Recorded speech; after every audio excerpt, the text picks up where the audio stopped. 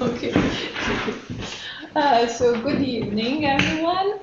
Welcome to our Confucius Institute at Vilnius University. I'm Vilma Matulavičienė, and it is my great pleasure to introduce Dr. Wang Yufei. Dr. Wang is a business expert and also a lecturer at Vilnius University Business School. His research focuses on human behavior, culture, society, and sustainability. Yeah. And he has written extensively in leading international academic journals. With his professional experience in both in China, in the United States, and Europe, he really brings a very unique cross-cultural perspective to his research. And today, he will offer us a truly engaging and fresh way to look at Chinese history through the lens of management and leadership. So please join me in warmly welcoming Dr. Wang Yufei. Thank you, Vilma. The first time I came to Confucius Institute here was last December, and I came here, I think it's my 5th or even 6th time. So every time I come here, I feel like it's like home. Wherever I see the lantern, wherever I see like the portrait of the some Chinese guy up on the wall, it's like home. Okay, anyway, first of all, thank you all for coming to today's public lecture on Imperial CEOs of Chinese history. All right, let me start with a question. How many of you, okay, raise your hand if you ever had a terrible boss? Yes. Me too. Okay, and you might be thinking, how did this person even get this job, right? What were they thinking? So this exact question came up in more than 2,000 years of Chinese history when we look at over 500 emperors. Okay. So how did this person get a job? This question came up a lot because it's a problem that with dynasties, because for emperors, you don't get interviewed for the job. You're just born to it, right?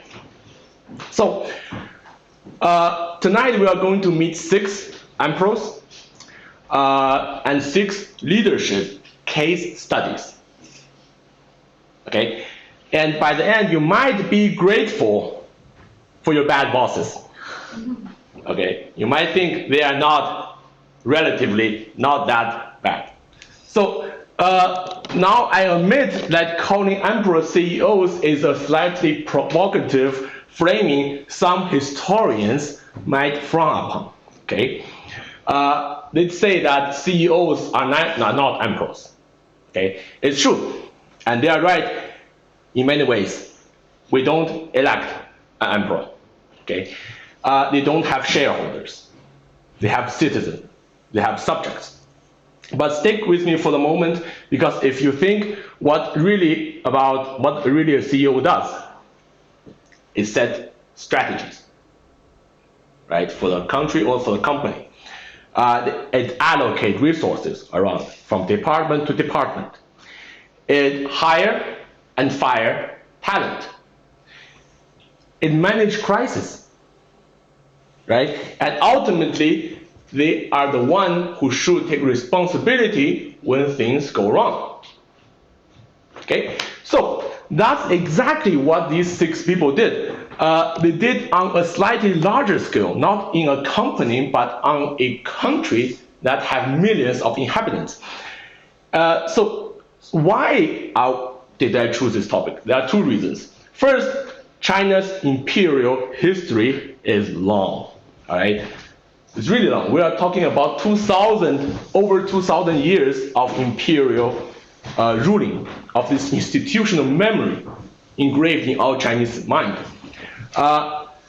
This 2,000 years of leaders trying to figure out, how do I keep the organization together? How do I balance the power?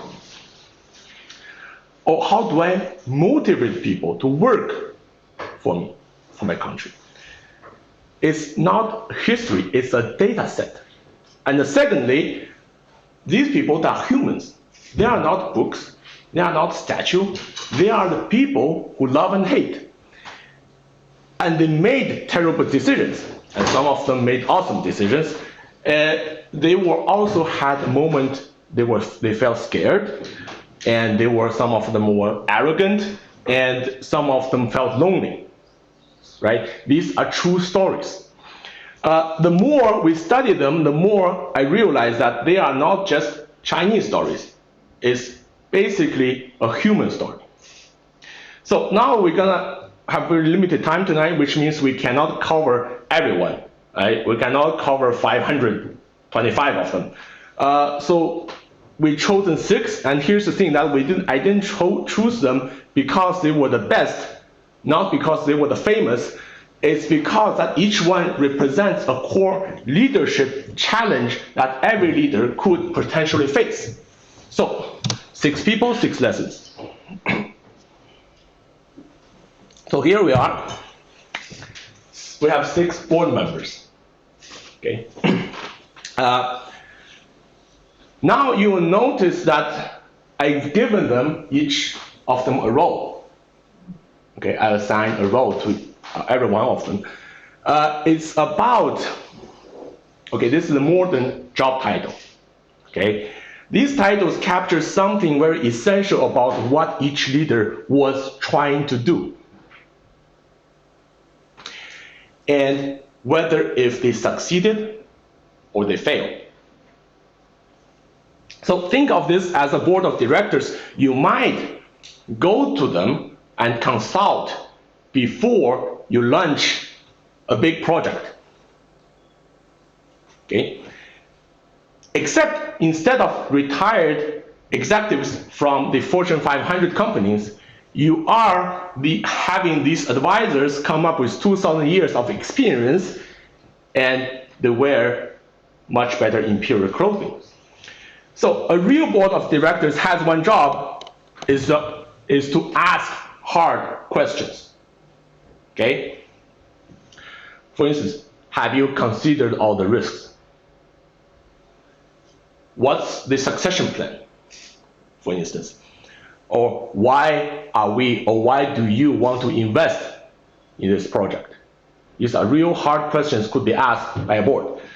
And that's exactly what these 6 leaders did for us, and each one embodies a core question that every leader, whether if you're running a dynasty or just a department, has to answer. Okay, so first we have Wang Mang here. Lived 2,000 years ago. I've called him the radical product manager. Why? Because Wang Mang look at the market, right? Look at China, and look at the society, and saw huge problems. Okay, what was it? He saw land inequality. He saw slavery. He saw economic instability. He saw that he thought he had solutions. He thought he had brilliant solutions, and the solutions looked suspiciously like something that was invented 100 years ago. Okay, keep that in mind. So his core question is that why do innovative strategies fail? He's a very talented guy, very innovative, but his dynasty only survived 15 years. Next, I brought the Huizong of Song dynasty. Lived about 1,000 years ago. I've called him the misplaced creative director. Okay, the man should have been a head of a Royal Academy of Arts. He had perfect taste in terms of arts. He invented a new type of calligraphy that is still considered the best kind of Chinese calligraphy until this very day. He painted masterpieces, and he was indeed, by any measure, a genius, an art genius. His core question is that what happens when skills don't match your position? Okay. Because Huizong was genius at art, not governance. And when you put a creative genius in charge of a military superpower, then it's a big problem. The results are beautiful right up until everything burns down. Next board member we have here is Wu Zetian, lived about 1,500 years ago. She was the only woman in China ruled as an emperor under her name. That's something very unique. I've called her the breakthrough female leader. Okay? But that's an understatement. Okay? She didn't just break the glass ceiling, she shattered one. She shattered the ceiling that was reinforced for thousands of years. Right? Women were excluded from politics, from Chinese politics during the Imperial time. The core question is that how does a leader establish authority when the system is specially designed to exclude them? Okay? Everything is working against you. Her answers are political, strategic, and psychological. Her answers are still relevant till this very day. Next, we have the Emperor Hongwu of Ming. He was,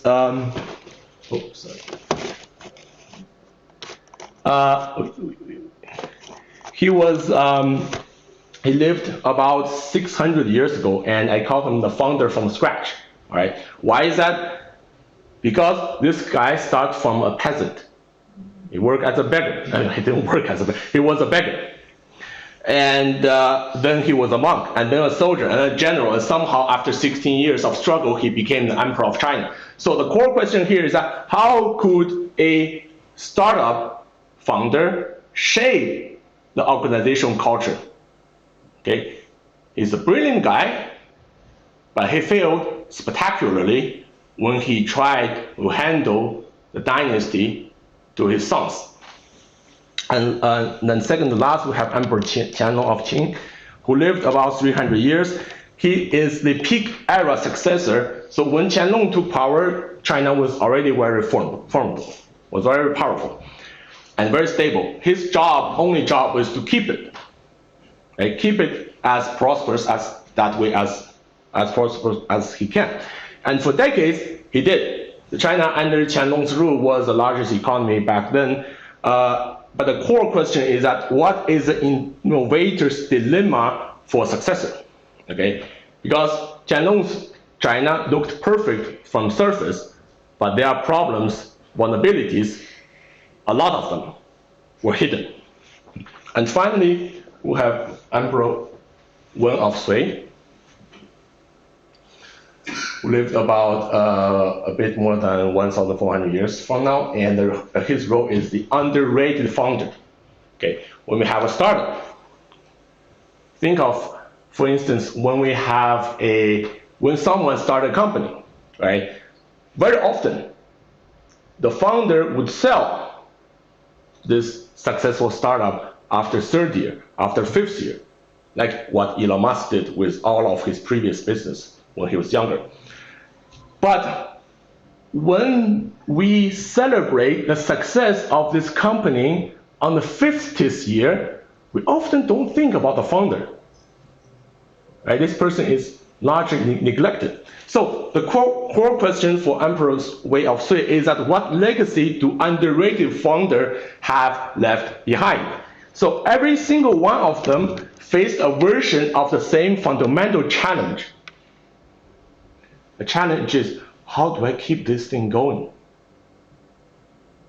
Okay, how do I keep it as is? Wang Mang tried to save society through reforms. He failed. Huizong tried to create beauty. Didn't end up so well. Wu Zetian wanted to prove that she belonged to the society, and Hongwu wanted to protect what he has built. And Chen Dong wanted to preserve perfection, and Emperor Wen of Sui wanted to build in something that could last forever in the world. So, before we begin, one quick note. You know, these stories I'm telling tonight are from traditional Chinese history records, okay? Mostly the official dynasty records. And these were written by the scholar officials who worked for the next dynasty. So do you see a problem here? It means this history, some of them are not neutral. It's an inherent problem embedded in all history. And this means that when they wrote this history, they have agendas. They want to make the previous dynasty look terrible. So when I tell you that Wang Mang is a villain, he's actually not. Okay? Just take it with a grain of salt. Historians will argue about what really happened, and that's part of the fun. Okay? So we are not here for the absolute truth because, you know, history, not all of them are true. We are here for the useful truth, right? What could benefit us as leaders, as managers. Okay? Are you super entertained? Go. All right, so we can start with our radical product manager, Wang Mang. So here is a map of Chinese history from the first dynasty. Of course, before this we had something else we called cultures, right?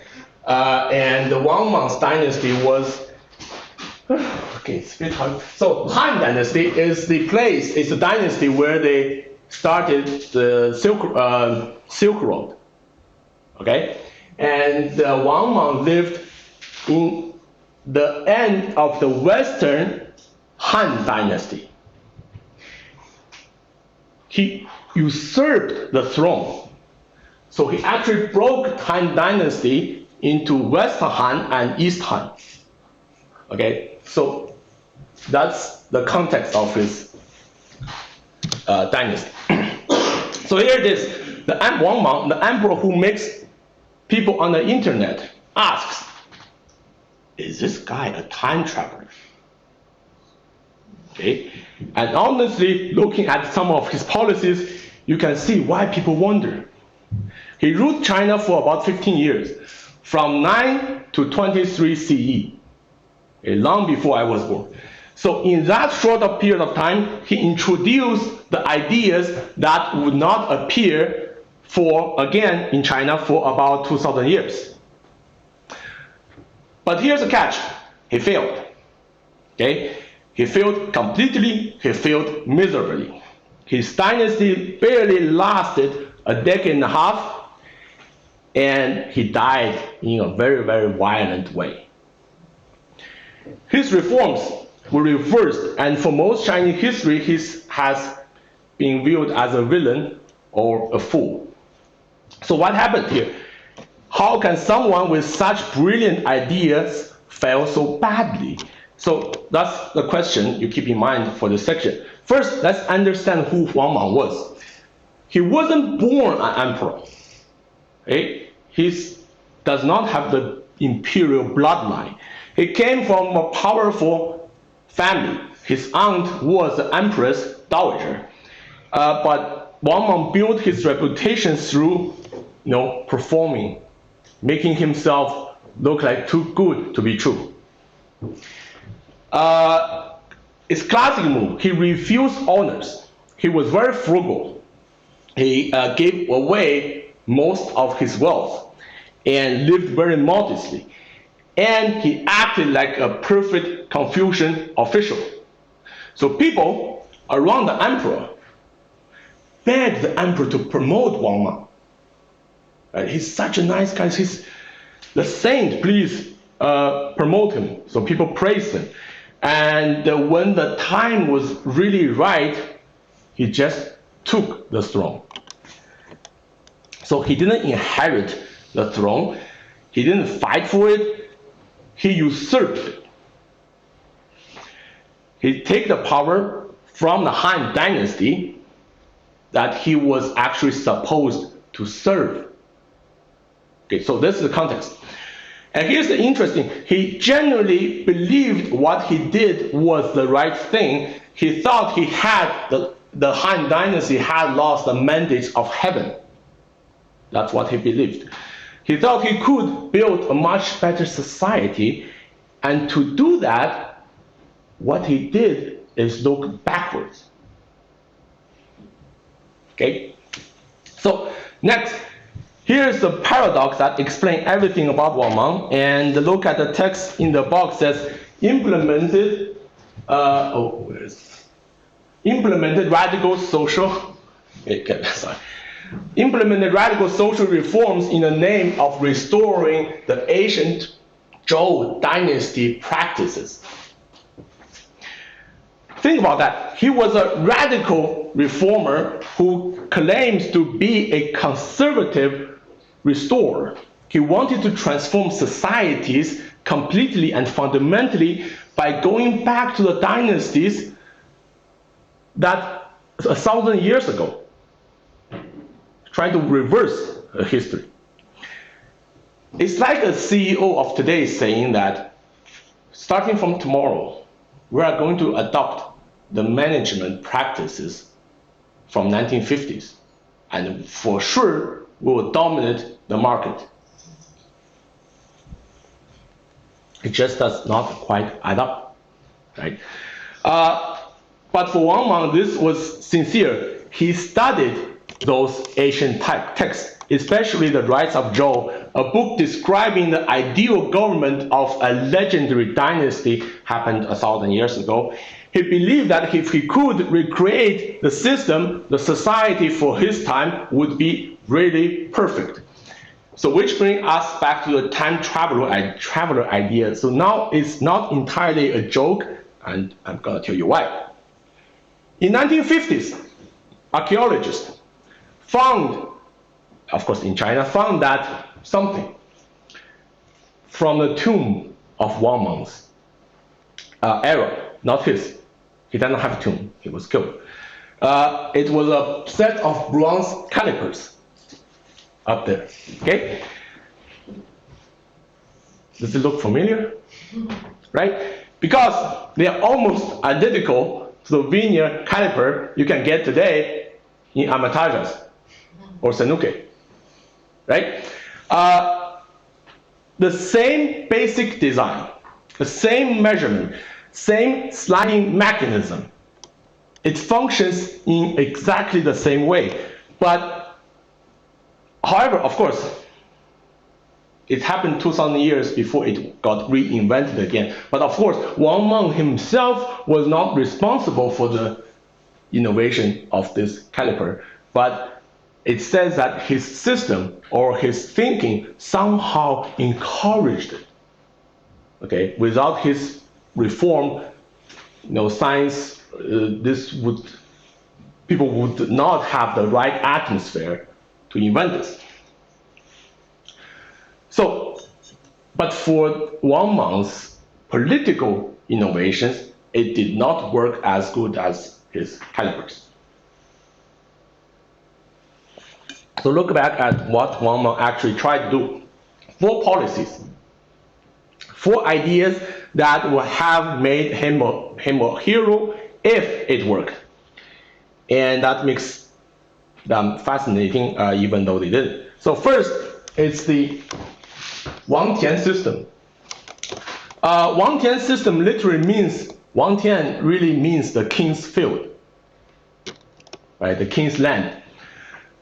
Wang Mang nationalized all land, took it away from the wealthy landowners, and redistributed to all the people. So each household now have a plot of land to work on. It sounds really like land reform, And it's been tried many times in the years, thousands of years later, usually by revolutions or with guns, but Wang Mang did it with an imperial royal decree. But you can think about a scale. In one stroke, he told every wealthy families in China saying that your land is no longer yours. We are giving it to the people who actually needs to work on. Because before that, noblemen, they had so much land, and many of their land are wasted. Okay. Second, price controls. The government stabilized the price of agricultural products, the grains. It's a basic agricultural policy of today, but in 2,000 years ago, it was revolutionary. Imagine if the government guaranteed that the price of the agricultural product will not rise during a famine and not decrease during a good harvest year. Okay? Therefore, that for peasants living on the edge of survival, it was a life or death situation for them. Really, for peasants, it looked really good. Third, the abolition of slavery. He abolished slavery. He decreed that the private slaves, he called them private dependents, could no longer be bought or be sold. That's a rule. This was not a full emancipation, but it was rather a massive step towards it. In a society where elites' wealth back then were dependent on private slavery labors. And finally, the state loans. Okay, look at 10% interest rate. The government would lend money to peasants at 10% interest rate, and private lenders at the time charged 3 times more than that. The private lenders, they charge 30%. And sometimes even more. So think of it as a proto-microfinance program 2,000 years before Muhammad Yunus thought about it again. So here's a question. If you read the list, you see land reform, you see price stabilization, you see anti-slavery, you say that he offers credible, affordable credit to his citizens. You would think that he's actually a good reformer, right? A progressivist and someone who sees injustice and wants to fix it. Before I tell you what happened, you think about something. Okay, imagine you are the CEO of a large company. You look around, you see your employees are underpaid. You see that your suppliers are exploited, and your products are overpriced, and you think you have the best solution, you have a brilliant solution. You say that you would double the wage for your employees. You would source your suppliers ethically, and you would lower the price. You want to transform everything overnight. How do you think the board would see? How do you think your competitor would think? These people will sabotage you. Okay? They would whisper bad story behind your back, and if you push too hard, they would find a way to remove you, because you are you are harming their interest. Okay? The board cares about the profit, about the dividends, and you're doing this will lower their profit. Okay? So Wang Mang identified the real problem. He had real solutions on how did that work out. So we've seen Wang Mang's brilliant ideas: land reform, price control, ending slavery, affordable credit, and any ACEO today would be proud to have that vision. So why did it all collapse? We can look at 4 reasons. First, the market was not ready. Think about Wang Mang's, what he was asking. He wanted the richest, most powerful families in China to help him. And in the same time, they are giving away their lands because he feels that it's the right thing to do.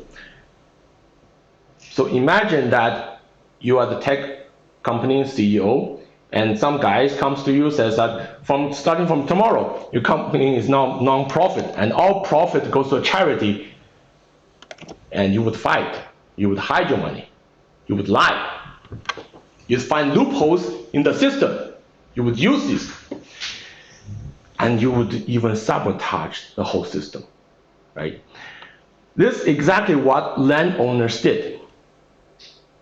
These powerful landowners, they hid their land, they put their land under others' name, they registered or even registered in false names. They bribed officials to look the other way around, and this makes Wang Mang's reform only looking good on papers. So this is the first lesson. Timing matters. You can't have the right idea at the wrong moment, and it will just fail as surely as the wrong idea. And secondly, these people with power, they fight back. Okay, this irony, Wang Mang needed those people to implement his reforms. The local elites, the aristocrats, the landowners, the merchants, these were the people, very people that his policy is gonna harm. So, and he was asking to enforce these policies on themselves. Okay. So in business, we call this an agency problem. The people who are supposed to execute your strategy have their own interests, and your policies do not offer them an additional incentive to help them to carry out your orders. Okay? And third, frequent policy changes. He changed currencies 5 times in 15 years. Imagine if your government changed the money in your wallet every single 4 or 5 years, right? 1 year this coin is valid, next year it's not. Creates chaos. And when you get a new coin, very quickly it gets replaced by another set of banknotes or coins. So what would you do? You would stop trusting the system. It's too chaotic. You would hoard some old coins, and you would barter, and you'd use everything except the official currency. Right? And that's exactly what happened during his time. Wang Mang was a thinker. He saw a problem, and his instinct was to change the rules, but every time he changed the rules, he caused new problems, new things that needs to be fixed. So this is a very classic founder trap. When things go wrong, do you iterate or do you pivot? Okay, Wang Mang chose to pivot so many times that people stopped trusting him.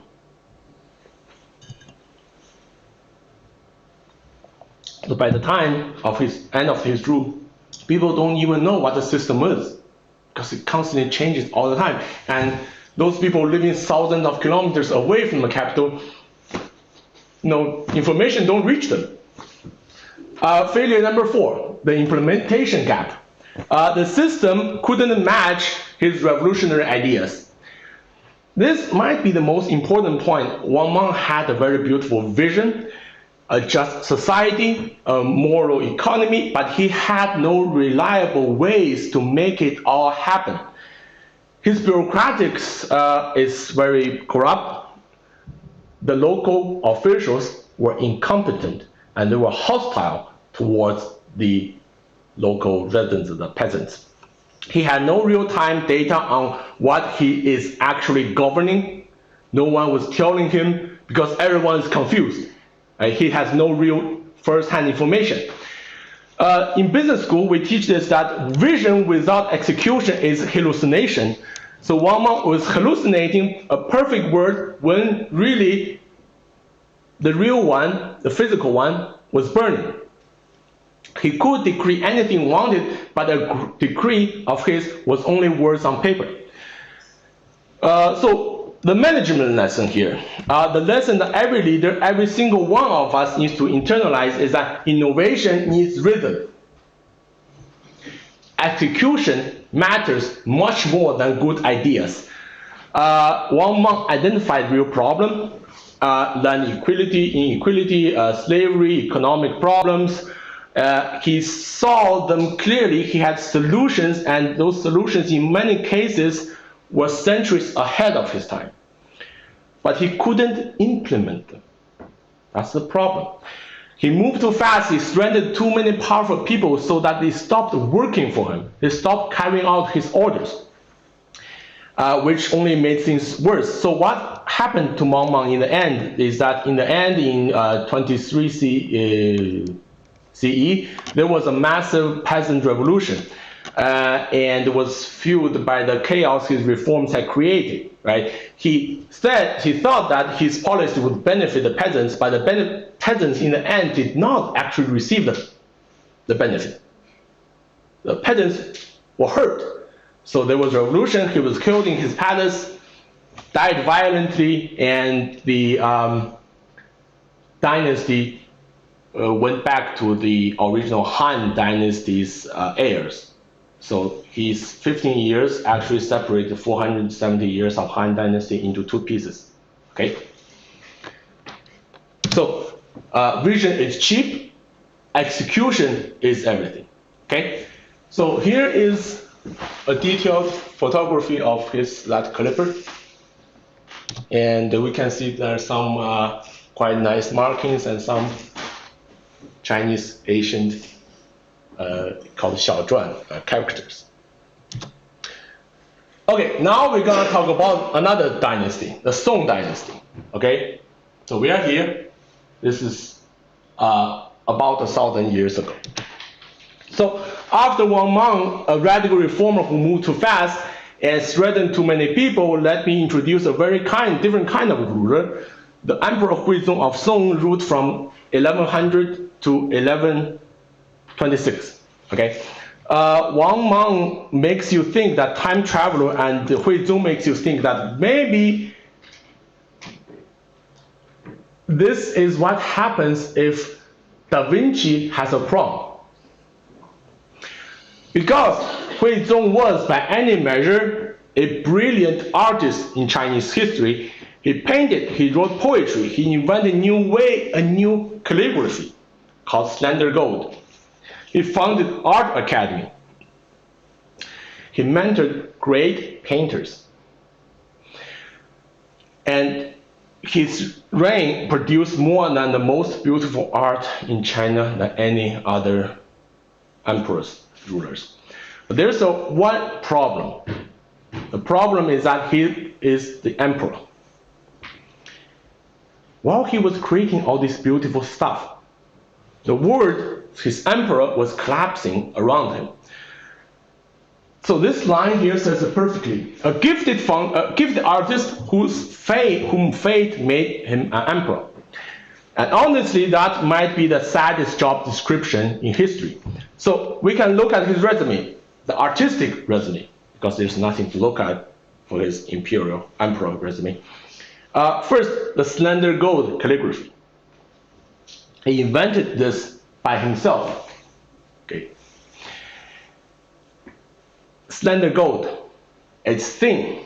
The strokes are thin. It's sharp. It's elegant, like gold wire stretched across the paper.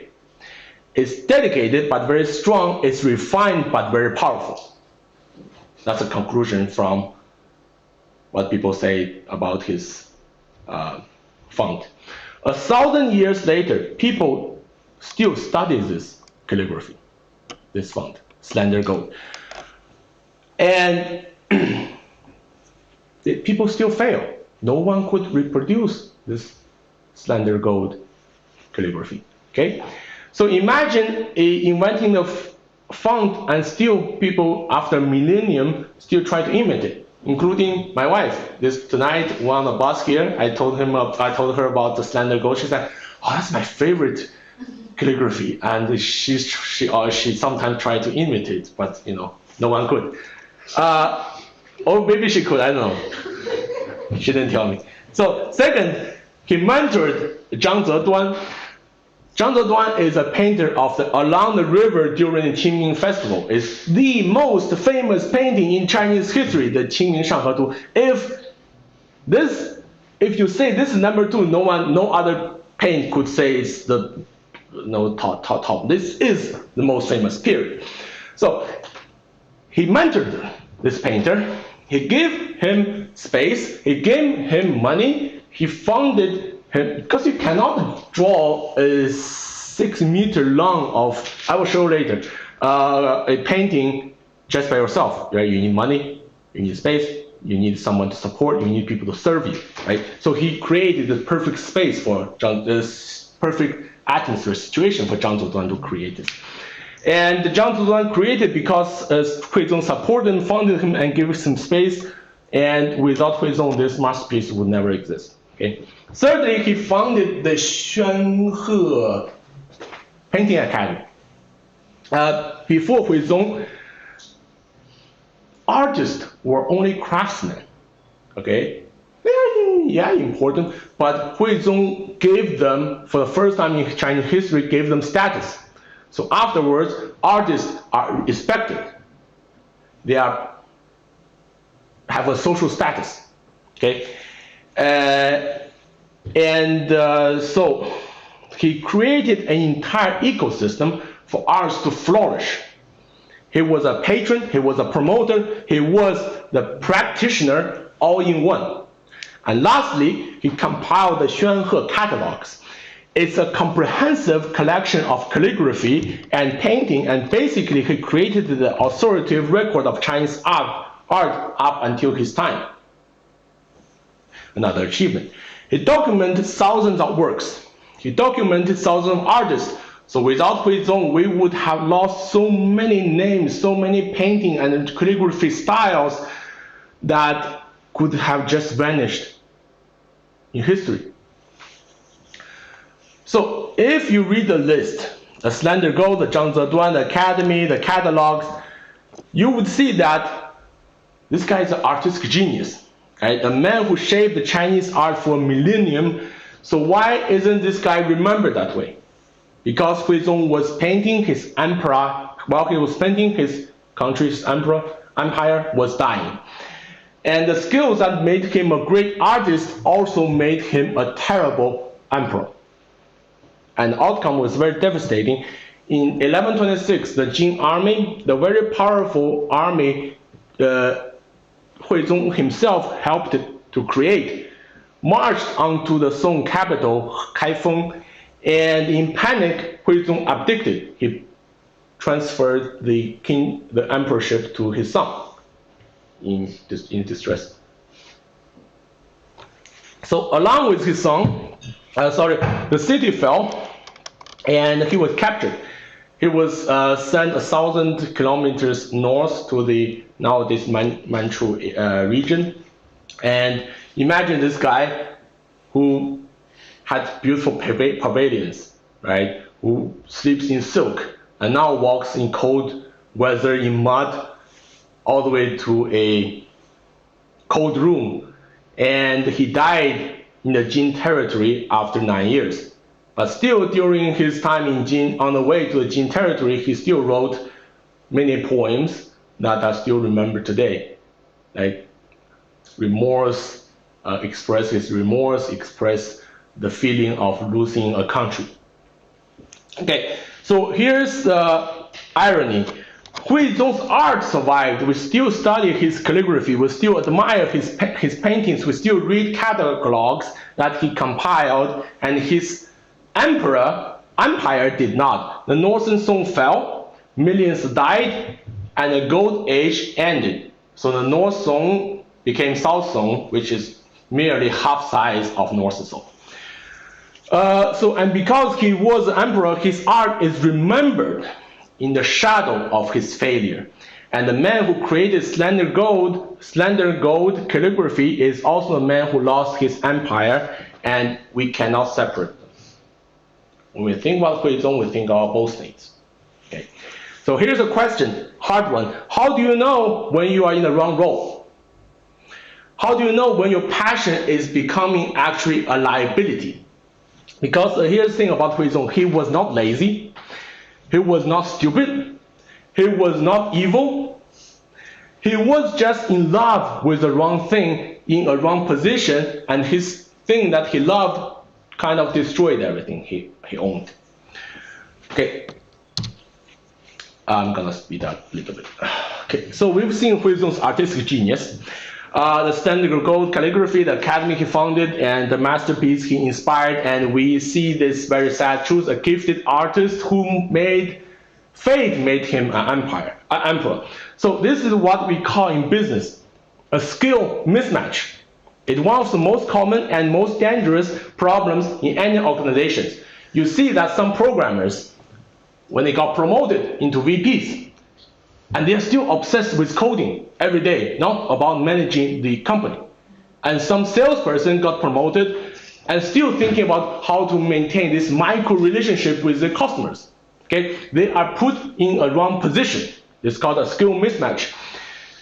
So Huizong is the ultimate case study. He was a genius at art, but his job was not about art. His job was about governing, and his skills made him a great at one, but made him terrible at the most important one. So he trusted corrupted officials like Cai Jing. So who is Cai Jing? He's a very brilliant, charismatic, educated person who tells Huizong that just focus on your art and I can take care of everything else for you. So Huizong had no idea what's going on while Cai Jing embezzled on a tax fund. He were being really harsh on the peasants. So, and this Cai Jing built his own power base. So Cai Jing succeeded because he told Huizong that what he wanted to hear. All managers, all bosses have this kind of person around them. So the question is, you need to distinguish who is who, like what kind of people. When they tell you stories, you need to be diligent. Misplaced focus, number 2 failure. And I can tell you about this garden. It's called Genyue. Genyue was Huizong's masterpiece. It's a massive artificial mountain built in his garden with rocks he collected from all over China, and exotic trees and very exotic animals. He wanted to create a perfect microcosm of nature, and where he could paint and write poems. But it needs lots of money, it needs lots of forced labors. It took years, it cost millions, and required thousands of peasants to come to work. So while Huizong was organizing these rocks, his officials were starting to destroy the empire. So what you don't do is as much as matter as what you actually do. Okay.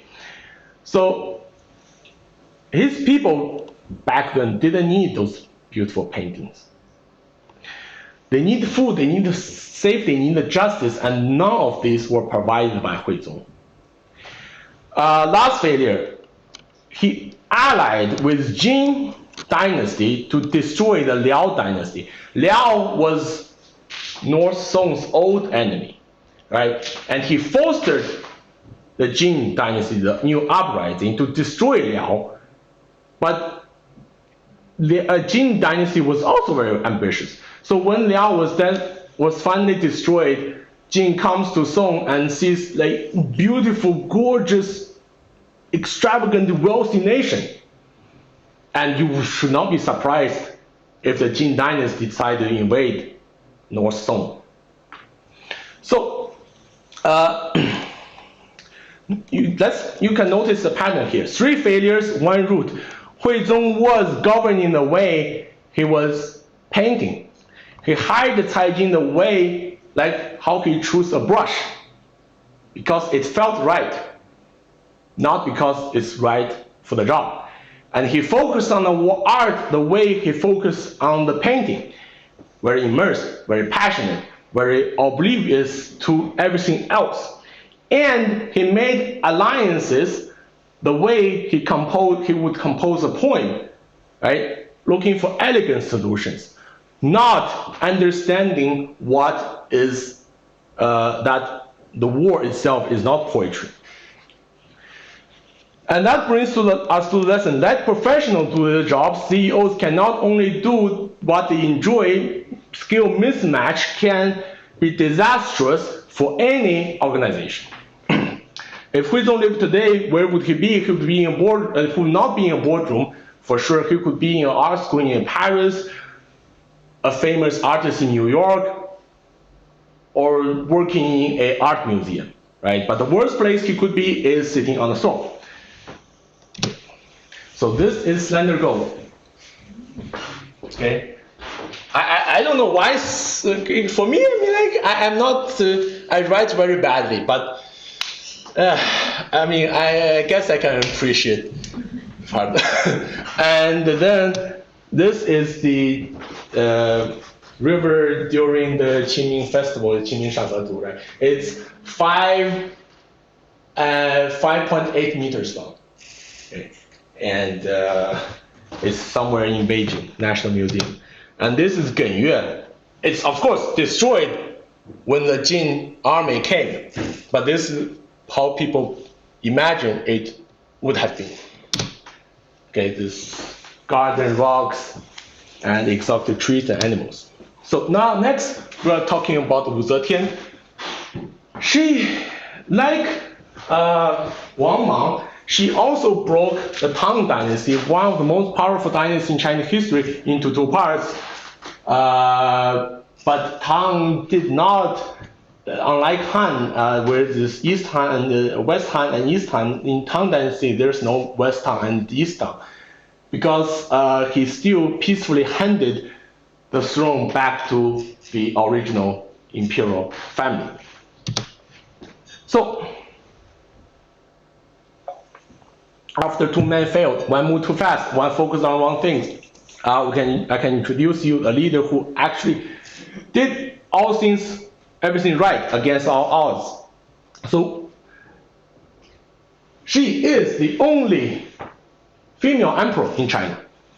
Okay, think about that for a moment. China has 1,000 years of imperial history, over 500 emperors.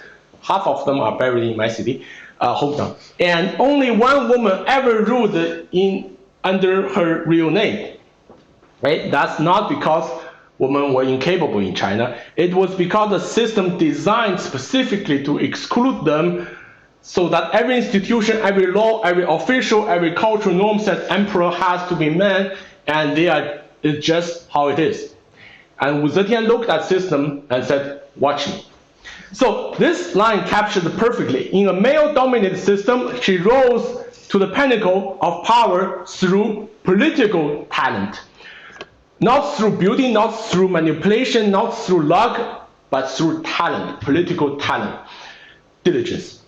And that's important to emphasize because there are lots of myths about Wu Zetian that people write after her, stories that reduce her stereotype, saying that she rose to power because of seductress, that she was a villain, she was a schemer. Those stories exist because people just couldn't accept that a female became the emperor of China. So we can set aside the myths, we can look at what actually she did, what results she delivered. So how did she get here? Let's follow the path. At age 14, she became a low-ranking concubine of Emperor Taizong, the first emperor of Tang Dynasty. But when Taizong died, she was forced to go become a monk in a temple. However, Taizong's son Gaozong, during his reign, Gaozong kind of, she kept in touch using letters with Gaozong. So Gaozong liked her, and he went to the temple and picked her to the imperial palace. And eventually, Wu Zetian became the empress. And because Gaozong was physically ill, okay, he was not healthy. He had, I think, something related to high blood pressure or something. So they ruled together, Wu Zetian and Taizong. they called them two sages, right? A country having two rulers. And eventually, when Gaozong died,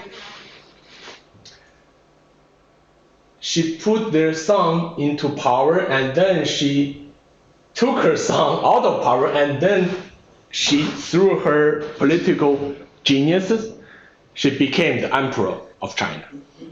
Okay. And once she had the power, what did she do? We can look at her records. First, she weakened the aristocracy and opened opportunities for commoners. Right? Before Wu Zetian, the most powerful position in government were dominated by small groups, clients of those predefined people, of noble families only. But, and they inherit power, they protect each other because they share a common interest. They didn't have to prove anything. They can be a moron and still become a high-tier, high-ranked official. So Wu Zetian changed that. She actively promoted people from humble grounds, people with only who's using merit system, right? If you're qualified, you get a job. And she broke the monopoly of these old families. This is a very classic leadership move, is that diversify your talent pool.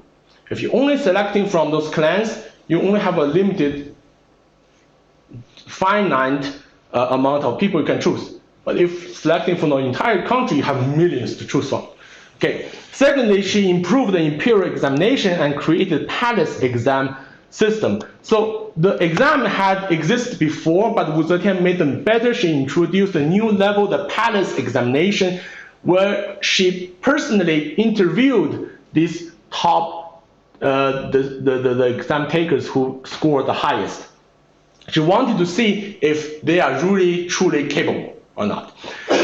So they imagine that the only woman ever held this title, sitting in judgment of the brightest minds in the country and asking them questions, testing their skills, and then this sent a powerful message to the entire nation, is that excellence matters, connections don't, not anymore. Thirdly, she stabilized the border and recovered the four garrisons of Anxi. That's a very brilliant move, but how they strategically acquired them, but it's kind of a long story. So yes, she secured the border, that's the bottom line. Fourth, she laid the groundwork for the Kaiyuan Golden Age follows her ruling. The reign after her, the Emperor Xuanzong, was the absolute pinnacle of Chinese history, the Kaiyuan Shengshi. But it didn't happen only because of the Xuanzong later on. It was that Wu Zetian, she laid the foundation for that peak. Okay? And the last one, she lowered taxes, encouraged land reclamation. She cared about whether ordinary people had enough to eat, because she knew that if the hungry people don't make a stable empire. So finally, she supported Buddhism and encouraged poets. Right? She supported these poets, so that she even invited monks from India, from Central Asia, to write poems in her empire. Okay, so so now we look at how she did it. Okay, what were her strategy? What can we learn from her playbook? First of all, let the results speak. Promote exams, right? Develop economy, prove capabilities through outcomes. Think about her situation. Every day she walks into a room where men all believes that deeply and sincerely believe that women could not lead, that women were irrational, they are emotional, they are unfit to rule a huge, great power. And how do you convince people like that? You deliver results. Okay? You don't complain, you just deliver. Let the hard evidence talk. Wu Zetian made sure that under her rule, the exams were fair, the economies were growing, and the borders were secure. She gave people evidence that people cannot argue about. And here's the saying in business: results get attention, great results get respect, and Wu Zetian understood that just perfectly. Secondly, she built a personal brand. All right. She chose the reign title heavily bestowed to legitimize her rule. She invited, okay, so heavily bestowed, she created this herself. It's not a brand, it's a slogan, right? It psychologically makes people think that she's ruling, she is the righteous ruler. So she actually, she built temples. She asked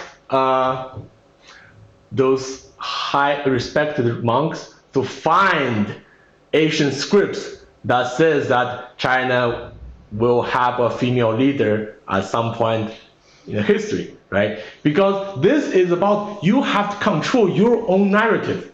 If you don't develop your narrative, someone else will, and for sure you will not like that narrative, right? You have to control it. And lastly, the second to last, she selected capable ministers. There's one very important official under his rule is Di Renjie. He is the most famous official in the Chinese history, and there were tons of TV shows about him. However, he served in the previous ruler, the Gaozong, and she challenged Wu Zetian on many, many occasions. Even when Wu Zetian wanted to, to see if she should hand the throne to her son, her nephew, which is her bloodline, or to the son he had with Gaozong.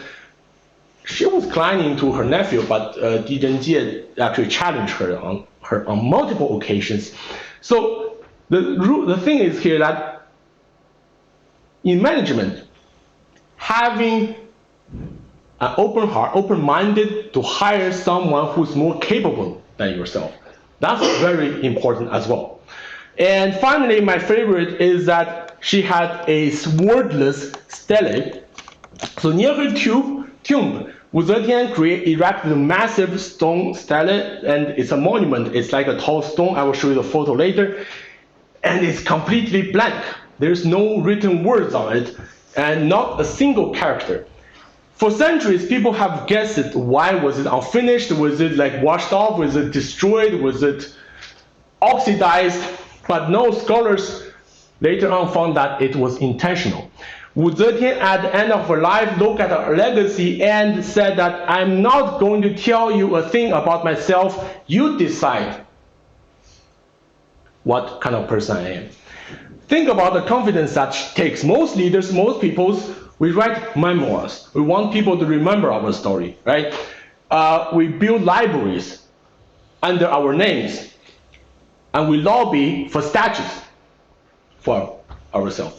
But Wu Zetian left a blank stone that she trusted history, trusted that her achievement would eventually speak on her behalf. And here's a beautiful irony: because the stele is blank, every generation talks about it.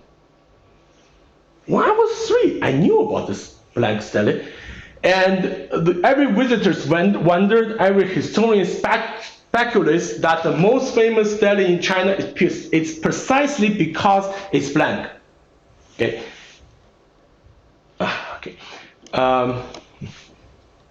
And here's the management lesson. Though the leadership, the core of problem solving, you have to work harder to prove the results to break this stereotype.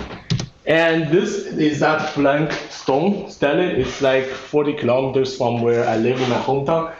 Empty, absolutely empty. Nothing was written on it. And now we're gonna talk about the Ming Dynasty. It's about 600 years from now on. It's that beggar emperor. So after the Emperor Hongwu, his real name is Zhu Yuanzhang. So he is the founder from scratch. And why? Look at this trajectory. So he starts from a convert, a monk, then become beggar, become a soldier, and become general, and then become emperor. All these things happened in 16 years. It's not a career path, it's actually a legend, and I can give you key facts because they really matter. When he was 17, a massive famine swept throughout the central part of China. His mother died, his father died, his brother died. He was the only one who survived in his family. And after burying his family with borrowed money, he became a beggar. Surprise. Wandering from village to village and sleeping in temples. Okay. Eating whatever people could give him. He joined a rebel group at age 25, and by age 41, he became the emperor of China. And think about that, 16 years for any anonymous soldier to the ruler of the most powerful on earth at the moment. That's faster than almost every people gets promoted in the management chain. Okay, so how did he do it? What made his particular beggar didn't die like any other anonymous beggar? So first, stay grounded. Okay, he understood that ordinary people are suffering because he's from the grassroots. When he became emperor, he didn't forget he implemented tax relief for peasants. He resettled displaced families. He knew what policies would actually help because he has been on the receiving side of those bad policies when he was a teenager. And this is a founder's advantage. Founder who lived in the customer's pain designs better, right? Because you really understand, you really have that mentality. Hongwu's customers were peasants, and these policies he designed actually worked for those peasants. And secondly, work ethic. He works more than 17 hours a day, just like a Chinese. So Hongwu trusted no one. Okay, and we will talk about that. It's also a dark side in that moment. So in the early days, this paranoia meant that he outworked everyone. He read every memorial. He tracked every grain of the tax rise. He knew that the details of this empire better than any other official. If you ever worked with a founder with anywhere who answers, who answers your phone calls, your emails at 2 a.m., right? So this is who Hongwu is. Third, pragmatic. Policies designed by him really addressed the real pain points of peasants, and he encouraged agriculture. He didn't have an ideology. He didn't care about being fancy. He cared about if this policy actually works. And if a policy helps peasants to grow more food, he would adopt it. If not, he would abolish it. So this quality is actually rarer than you think, because most leaders love with their own ideas, but Hongwu here, he fell in love with the results. But okay, we'll have to mention that for the next slide, that these very qualities help him to build an empire, actually almost destroyed it. So we've seen a miracle. The beggar became the emperor, right? The founder who built the emperor from absolutely nothing. But every miracle has a price, and Hongwu's price was that paid by people around him. He ruled in a very, very gruesome way. And he has 3 founders' challenges. First, deep insecurity. He killed many merit officials. Right, there's Hu Wenyong case, there's Lan Yu case. These are all paranoia from his humble origins, because these cases are not small. First, the Hu Wenyong case happened in 1380. Hu was the prime minister, and he was accused of forming a coup against Zhu, and Hongwu had him executed, and he kept going, and anyone connected to Hu was executed, and anyone might have known about this were executed. So eventually, estimates says that 30,000 people were killed. And the second Lan Yu case happened in 1393. Lan was a brilliant general who helped conquer China to defeat the previous Yuan dynasty. He was accused of treason, was executed, and again, purge expanded, and estimates 15,000 people have died. So were these real plots? Maybe yes, maybe not, but remember that courts are dangerous places. And here's what happened psychologically. Because Hong would spend his child time, teenage time, being kicked around, right, being ignored, and being betrayed, he sees that what officials have done to other people and to himself. So when he finally had the power, he couldn't believe anyone would be loyal because he saw betrayal everywhere before he became emperor.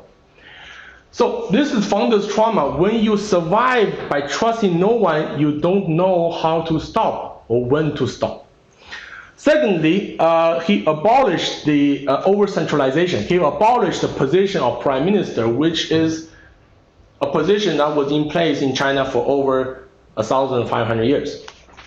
And before the prime ministers were top officials who helped the emperor with bureaucratics, okay, carry out orders, making day-to-day decisions, and give emperor a breathing room.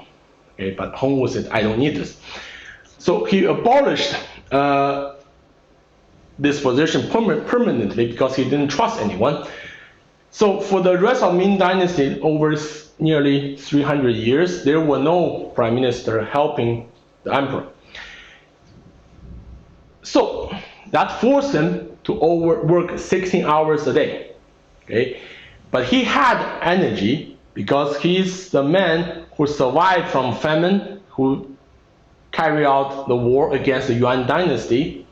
But think about it. What about his successors who were born in a palace, who were raised by eunuchs, who had abundant, unlimited amount of delicious food, right? They probably don't have that same kind of energy to a certain extent as Hongwu.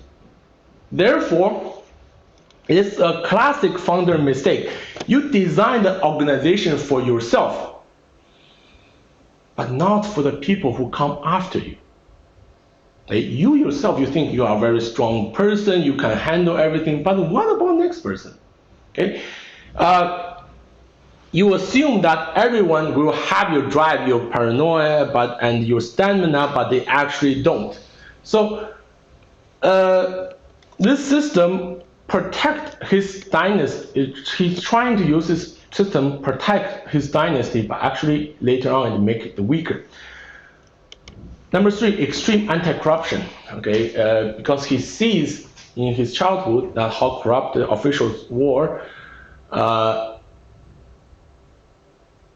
Even during his regime, even the officials, like the corruption case was like equivalent, for instance, 1,000 euros would be imprisoned, that official, or even executed. But in the meantime, the salary for officials were not high. So that creates a huge problem. So in theory, yes, it reduced corruption for a while, but it also meant that officials had to live in terror. They don't have incentive to work anymore. And when people are afraid to act, afraid to carry their duty, the system simply stops working. So here's the paradox. Hongwu's strength became his weakness. The insecurity kept him alive as a beggar, made him a paranoid as an emperor, and his work ethic that built the empire made him unable to delegate, right? You need to delegate your power at appropriate time. You cannot centralize control all the powers, because your successor will not. And the hatred of injustice motivated him to become a terror, okay? Gruesome person. So this brings us to the lesson. It's one of the hardest lessons for any founder, is that founders must learn to let go. A skill that builds an organization is not a skill that sustains it. Builders fear downfalls and sustainers maintain them, and Hongwu never made that transition successfully. If the founder is too strong, the organization loses power to evolve. When you do everything yourself, no one learns. No one can learn anything from you. And your successors are helpless. Your organization will become very fragile. And trust reduces organization costs because paranoia is very expensive. It requires surveillance, purges, and the constant vigilance. And trust is something that trust in capable people is actually cheaper in this case, but it requires some vulnerability. So this is what during Hongwu's time, his architecture style is the bell tower of my hometown, and that's the drone tower. It's very pretty. And the second to last dynasty, the Qing dynasty. Okay, that's pretty close to our time now, only 300 years ago. So, Emperor of Qing, Emperor Qianlong of Qing ruled from 1735 to 1799. It was 64 years. He was the longest ruler, imperial ruler of all Chinese history.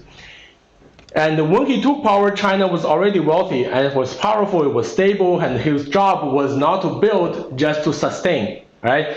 So he steered the empire for 64 years at its peak time. Think about that. Its peak. Under Qianlong, China was the largest economy in the world, and it's militarily dominated East Asia. The cities were more sophisticated than any capitals elsewhere, and the population was exploding. And he inherited a machine that was already running to some extent perfectly, and his challenge was just to keep it running. Okay? And for decades he did, but afterwards it changed. After he passed away, everything changed. So first, he pacified. In military sphere, he pacified the Zunge region. It's a long-running conflict in Central Asia, and he expanded Chinese territory by over 10,000 square kilometers. So at the time, his empire was already the largest, and he just made it even larger. Second, for treasuries, he compiled China's largest book collection, the complete collection of these 4 treasuries. So think about it. All the books, anything written in your language up until this time were collected into a catalog.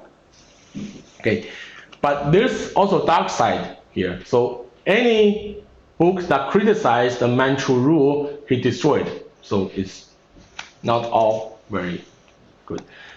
And thirdly, population growth. Under his reign, China's population, even 400 years ago, exceeded 300 million people, and the treasury was full.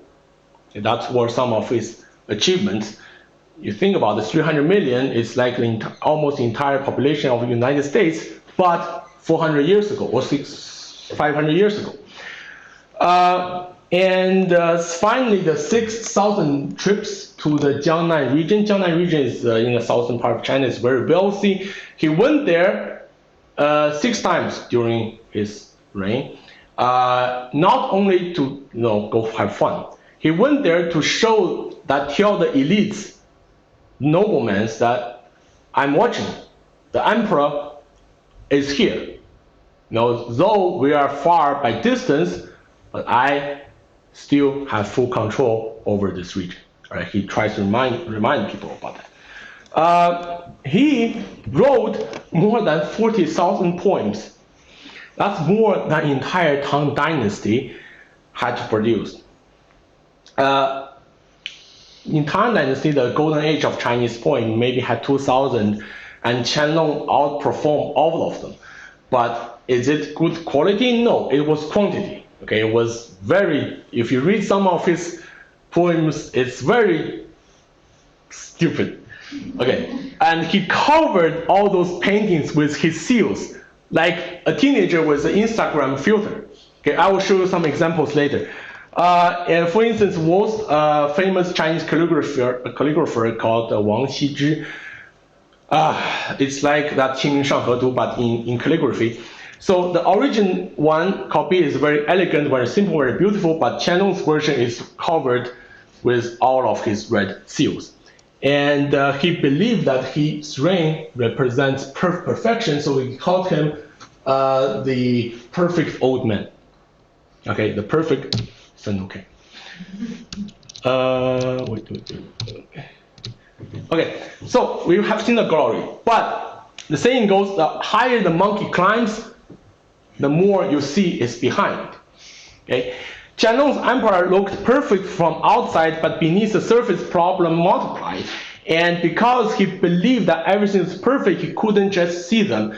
Problem number one, the literary inquisitions. Remember the 4 treasuries? He collected books, and he was also destroying them. So any text criticized his dynasty were burned, destroyed. So scholars back then lived in fear, and if they write anything ambiguous, it could be executed. Okay? And if they quote the wrong poem, it's very dangerous. So this makes what happens when the best minds are afraid of speak, you have stagnation. Right? Qin's intellectual energy slowly died.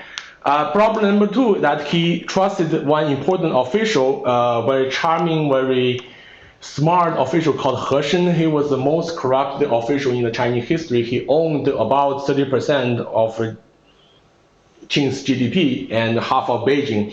He owned pawn shop, markets, shops, banks, everywhere.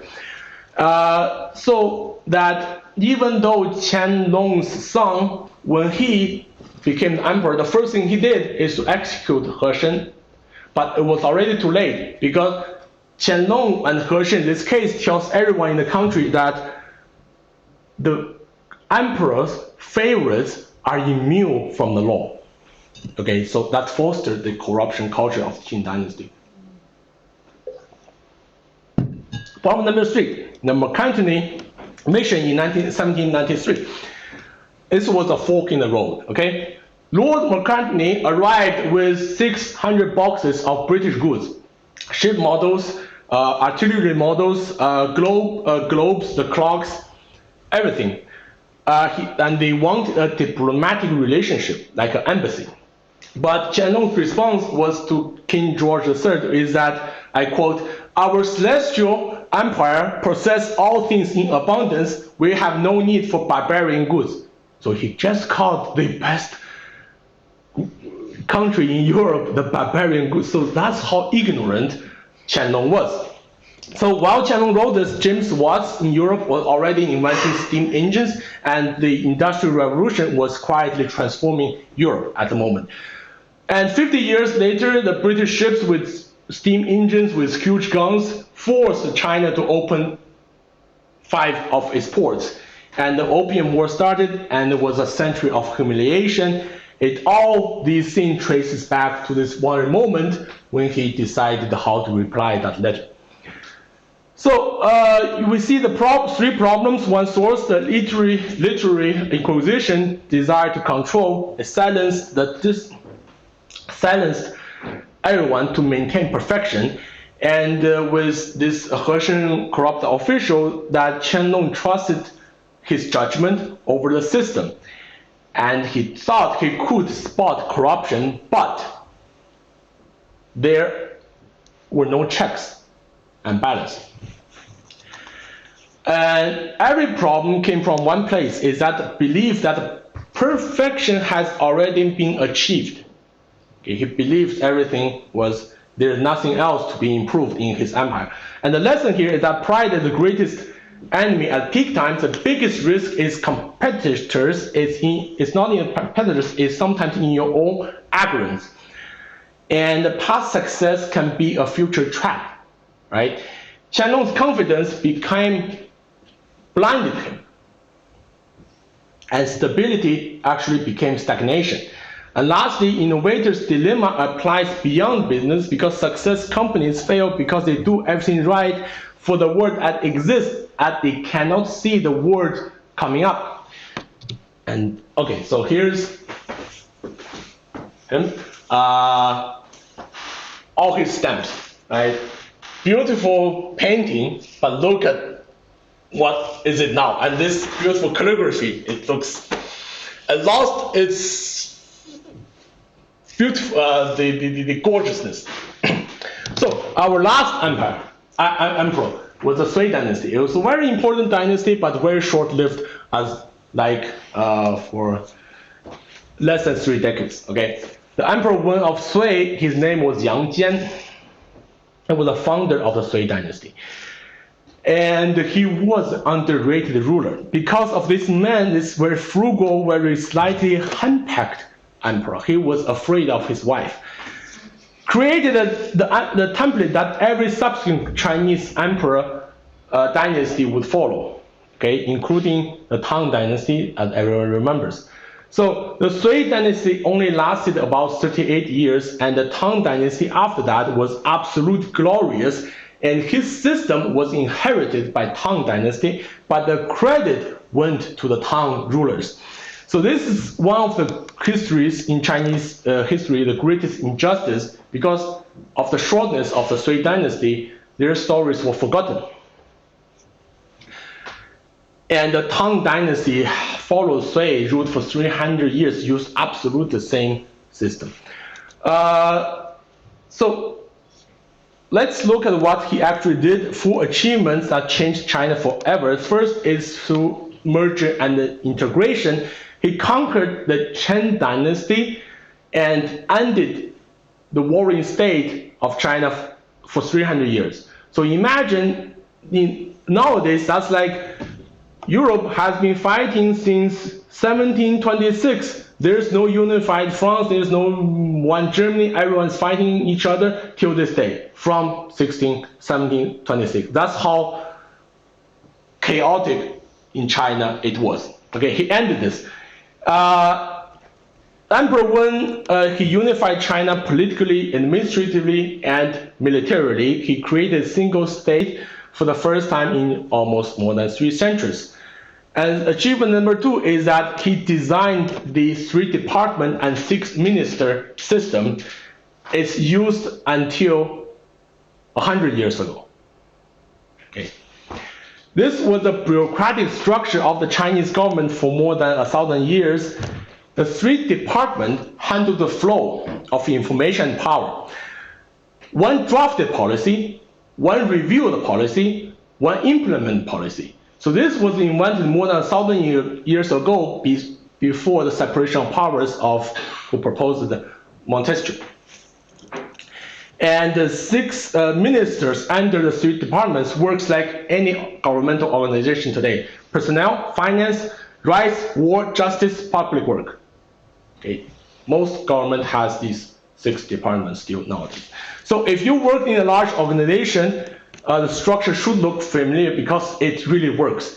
And it creates specialization, it creates accountability, and it creates a clear line of authority. Next, talent strategy. He prototyped the Imperial examination system, merit over birth. Before, when the government position were mostly inherited. So if your father was the official, you probably would become the official. If your fathers were the father was the peasant, you probably become still the peasant. But he changed that. So now the whole country adopts the merit system. The one who excels on the exam succeeds. And lastly, he also implemented cost control. Is that he was known for the personal frugality and the efficient resource management. Okay, he lived in a very cheap way. Okay? He was very frugal. He built his capital without any extravagant prevalence. He was very down to the root. And I promised one fun fact, and here it is. So once, remember, he's afraid of his wife. So once after his meetings in the palace, he came out. He saw one of his concubines. He talked to the concubine for a few minutes, and it was noticed by his empress, his wife, Empress Dugu. And later on, Dugu killed this concubine, and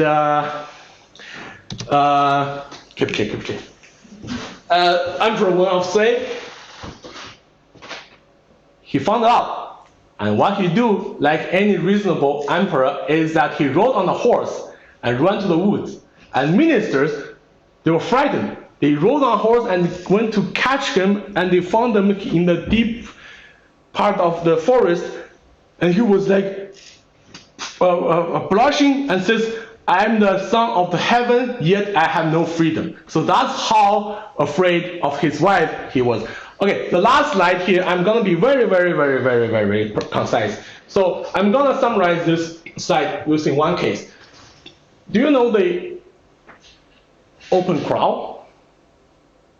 The AI, open crawl, right? It's new.